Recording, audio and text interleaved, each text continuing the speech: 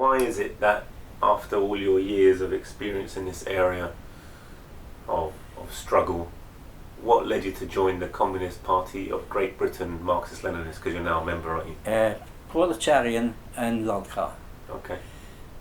What are they? No, they're two excellent little magazines. Papers. And they're very incisive in the way they present reality. Yeah. And the more I read them, the more I was convinced that whoever's running these papers, they're thinking the same as me. Yeah. And therefore we should all be together. Not that I can't do much. I can't get out there and on the stump and knocking on doors, and I can't get out there and make speeches. I'm knackered, I'm filled, I'm finished. You're not. But But you hear what you're saying. But I'll keep my membership there, and let people know that I'm a member. Yeah. And in that little way, you're making your little contribution. I was in the library one day, and I saw this book called The Red Prussian, Okay. and it was written by a fellow with a Polish name. And to me, Marx was a mystic. He was somebody who wasn't quite real. He was like a myth that floated through the air. Yeah. And I always wanted to know about Marx. And I looked in the book, I said, I'll read this. And this Pole, he was like the giant killing little Marx. But the more I read, the bigger Marx got. Gotcha. And And the littler the Pole got. Gotcha. And I couldn't resist it then. I searched the whole library and I found a book called From Hegel to Marx. Okay. By Professor Hook of New York University, and that gave us a hint. And I was going to weightlifting club, and my training partner was the heavyweight champion, and we lived for the weightlifting and the swimming and loved it. But after that, Johnny Wolf, he says, "You bugger, can I get any weightlifting done for this bloody Karl Marx?" He says, "You never stop talking about the man." I says, "John," I says, "when you realise what's about, you cannot stop talking about it." Yeah. And he knew this semi-skilled labourer at Dickinson's who was a communist. I didn't know any communists. And he got him to come to the weightlifting club and have be taught of us. And he says, anytime you want, he says, come to the house. He's got a few books there, you can borrow them. I read Confort's 4 volumes on Dialectical Materialism. So don't you say dialectical materialism like that, and it's a term that doesn't get inside people's heads. They don't understand what it's all about. It's a bloody shame, because it explains. It's like somebody coming along in the blackout, and instead of just groping around looking for the curb, suddenly it's all light. Yeah, absolutely. All the curtains has been lifted, and you can see the world. It's a new world.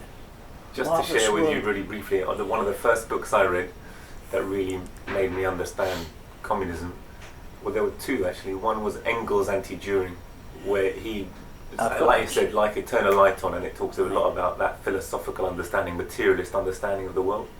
And the other one was actually a book by Stalin called Dialectical and Historical Materialism. Aye. They're beautiful books. Aye. I agree with you. Well, I read Confort's 4 volumes. Canny lad, Confort. I sent him a novel I wrote and he turned it down. And anyway, through that, started going to meetings. Eddie Potter invited us to join the Communist Party, and I jumped in. First Sunday, out on a Sunday morning with Eddie and Harry Mitchell selling the Daily Worker on the door. And that was around the 1950s, you said, 1950?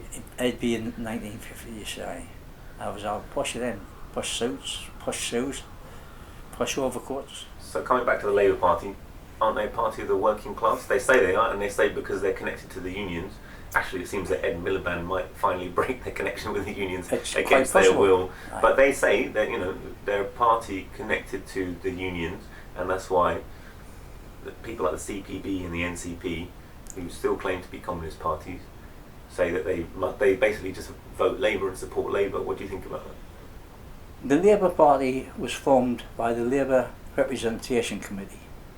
I think it was 1906. And the Representation Committee represented Independent Labour Party, KRE, the Federation was the original Communist Party of Great Britain, they were in it, Fabians, all sorts of mixtures of left-wing organisations. Yeah. And the idea of this committee was to get people into Parliament that would give the unions a bit of protection, because the Parliament was skinning the unions, and the unions had nobody to speak for them. So when it come to, I think it was 1906, they formed themselves into a political party. Its leader was Ramsay MacDonald, middle class, and they've never had a working class leader since. And the nearest I had was Jimmy Callaghan, who was a petty officer in the Navy, and the rest have all been middle class. You go to a Labour Party meeting, anybody with a fancy accent gets accepted. If you, the people are known. When I used to go into a meeting and I was talking to the manager, I talked to them like I've talked to years. They couldn't understand that. They thought you had to stand there and let the manager talk at you. And that was part of the Labour Party. And so it was always an organisation of the privileged sections of the working class. That's right. The main section of the workers in the Labour Party was the tradesmen, the bricklayers, the platers, the blacksmiths, them that was a cut above the labourers. Gotcha. And them that got a few extra crumbs from the super profits that they were making abroad. And so from the beginning, like even their first government said, you know, the keys of the empire are safe in our hands. Exactly, and they were. And they never stood really against capitalism, despite Clause 4 and saying we stand for the redistribution of the means of production, distribution, exchange. They never really meant it, and they never implemented it. A few years ago, they had a meeting in the town to pick out who was going to be the new MP for Sunderland. Now, because I'm an affiliated member, I'm a member of my union, I had a right to be there. So I went, and there was about 6 come from Scotland. And the first one from Scotland, the chairman says, "Does anybody want to ask him any questions?" So I says, I says, "I'd like to ask you a question, you know." I says, "What do you think of Clause 4? Clause 4 was the thing then." And he looked at his mates. He says, "What's Clause 4?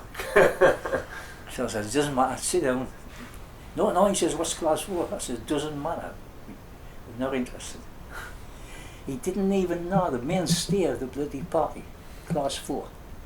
And he wanted to be their MP. And that was typical. And then it was abolished soon after anyway. It was abolished then, just shortly after.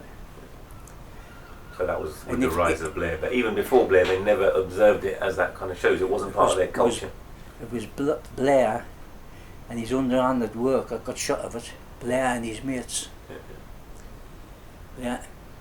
So why do you think it is that even now, today, after Tony Blair has committed genocide in Iraq so recently, after they've taken away every right of unions to organise and support each other, after even Ed Miliband has said he's going to support and carry on the programmes of austerity and cuts against working people, he's going to introduce mean testing for benefits, so no more universal provision, he's going to do all these things, and he's pledged to carry on attacking the working class. How is it? And he, for example, spoke in favour of the war against Libya when they were destroying pretty much socialist, but certainly democratic, secular nation they were murdering to steal its oil and resources. They were doing a little bit for his people, right? Absolutely. So that's their background. How do you think it can be that people who go and vote for them? Well, not just people go and vote for them, but people who call themselves communists carry on calling for support for them and just act as their electoral machine. Why do you think it is?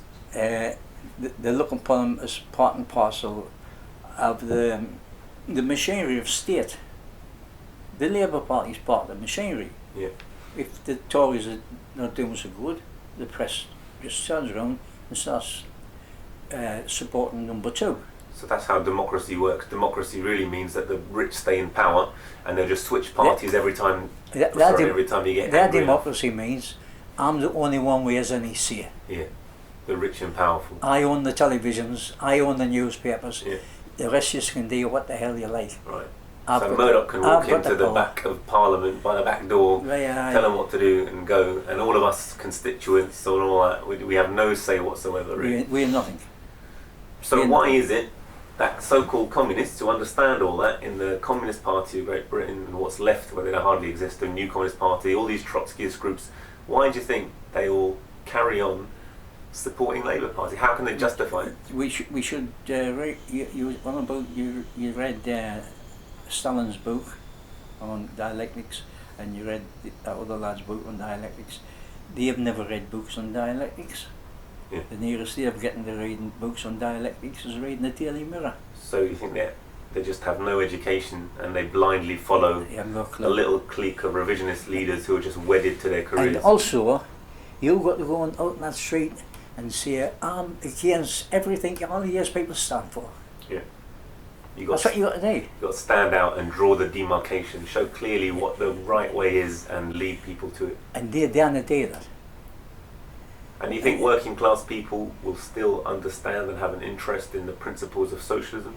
It'll come when communism. It'll come when they're up against it, and they've got to fight. They'll fight, and they'll learn from the battle. And do you think?